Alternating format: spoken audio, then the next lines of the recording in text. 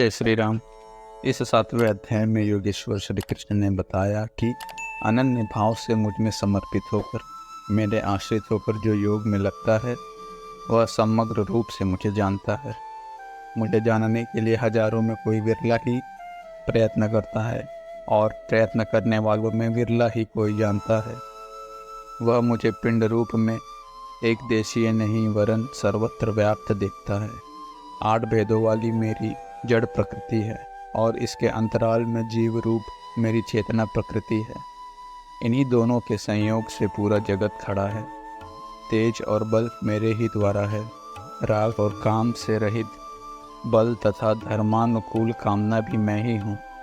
जैसा कि सब कामनाएं तो वर्जित हैं, लेकिन मेरी प्राप्ति के लिए कामना कर, ऐसी इच्छा का अभ्युदय होना मेरा ही प्रसाद है।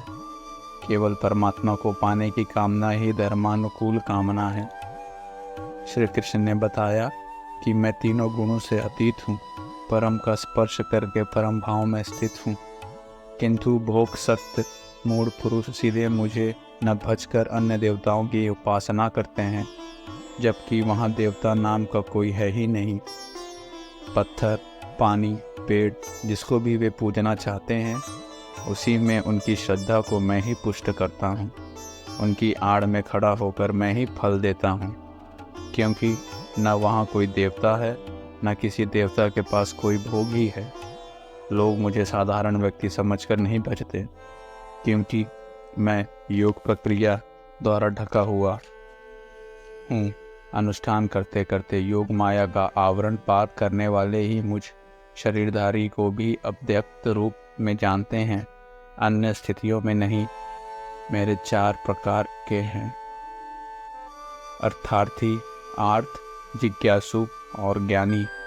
चिंतन करते करते अनेक जन्मों के अंतिम जन्म में प्राप्ति वाला ज्ञानी मेरा ही रूप है। अर्थात अनेक जन्मों से चिंतन करके उस भगवत स्वरूप को प्राप्त किया जाता है।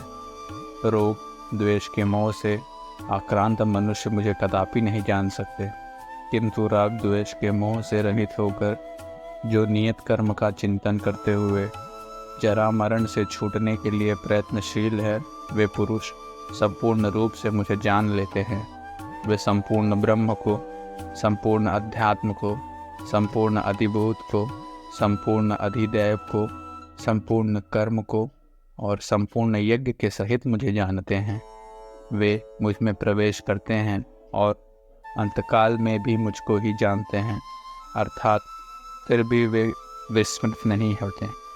इस अध्याय में परमात्मा की समग्र जानकारी का विवेचन है। अतः इस प्रकार श्रीमद् भगवद गीता रूपी उपनिषद एवं ब्रह्म विद्या तथा योग शास्त्र विषय श्री कृष्ण और अर्जुन के संवाद में समग्र जानकारी नामक 7वां अध्याय पूर्ण होता है। जय श्री राम। हर हर महादेव।